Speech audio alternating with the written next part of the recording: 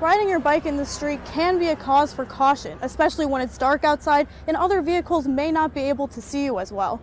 Bike lanes like this one on Neely Avenue can help provide a safe travel experience for riders, and people in the community are hoping to see more of exactly that. Robert says that he hopes local businesses will come into Daleville and set up shop right where this gas station sits behind me, but developments may not happen as quickly as he hopes. Although Waukegan Harbor is a generally lively area full of people and festivities, the mood became bleak today after a teenage boy went missing in the lake. Divers have been searching for the boy since about 3 p.m. today and are still continuing their search in Lake Michigan.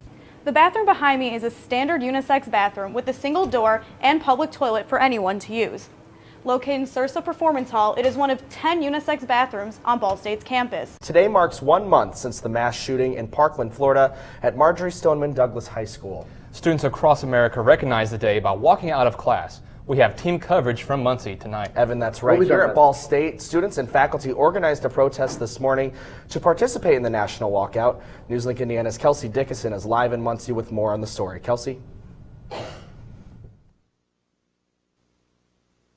Hundreds of Ball State students and faculty walked out of a classroom just like this one this morning to take a stand against gun violence and to honor the victims of the Parkland shooting. Debates on what to do about gun laws continues, and the issue is not too far from home.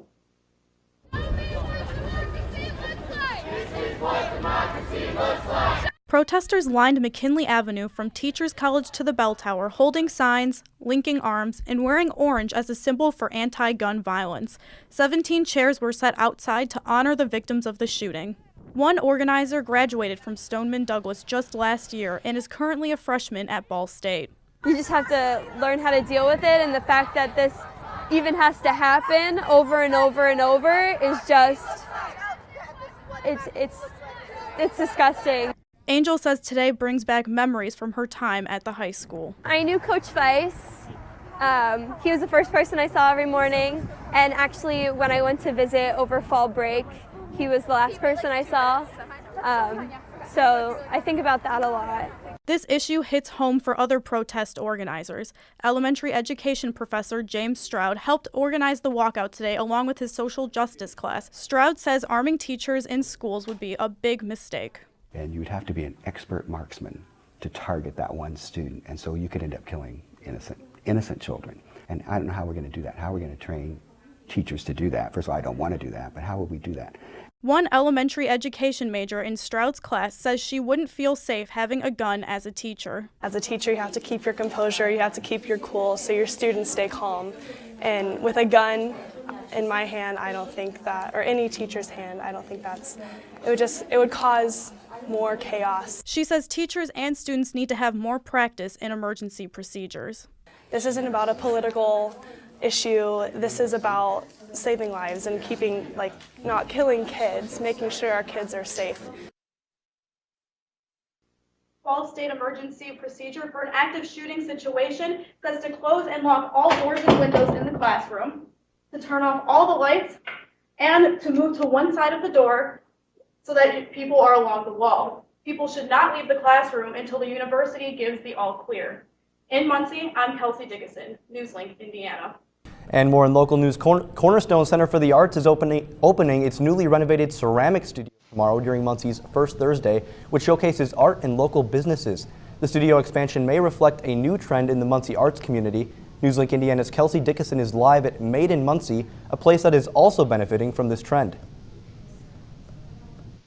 You can come to Made in Muncie to sculpt and paint your own pottery creations just like these ones.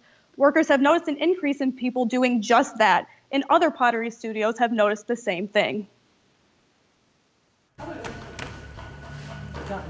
Art is a large part of the Muncie community. With about 15 local art businesses downtown, people have a wide variety of options for art classes, like this one at the Book Arts Collaborative, and places to buy local art. Owner of Gordy Fine Art and Framing, Carl Schaefer, said there has always been an interest in art in Muncie. There are so many art places in our community because we are, I believe, a university town, and we have a lot of important people living in our city that are interested in the quality of life that the arts bring to a community. But the interest in pottery classes seems to be the growing trend. We have more than tripled our enrollment in those classes. The ceramics program at Cornerstone started 15 years ago with about 15 students. There are now over 100 students enrolled in the class. Fisher said the renovation was necessary. This program has been such a big part of what we do at Cornerstone that giving it its own dedicated studio space for all of its students to use was just the natural thing to do. A grant from the George and Francis Ball Foundation allowed for an expansion of the studio space and more equipment. The first day of classes in the new studio will begin on February 5th. People who are interested in taking the class can sign up at First Thursday. Several other local businesses will be open for First Thursday tomorrow and holding demonstrations on how to do different things in their art studio, as well as opening up several different exhibits. Some of the demonstrations might include how to paint. First Thursday is tomorrow evening from 5 to 8. Live in Muncie, I'm Kelsey Dickinson, NewsLink, Indiana. Dozens of red roses and candles floating in glasses of water set the scene for a Valentine's Day celebration, while the smell of fried chicken filled the air. Chick-fil-A on McGalliard Avenue hosted their second annual Valentine's Date Night Saturday. After making reservations weeks in advance, couples and families came to the restaurant and were served a non-traditional Valentine's Day meal right off the Chick-fil-A menu. Customer from Hartford City, Wayne Simmons, says he and his wife are regulars at Chick-fil-A. Simmons says they both like one meal in particular, and this time was no different.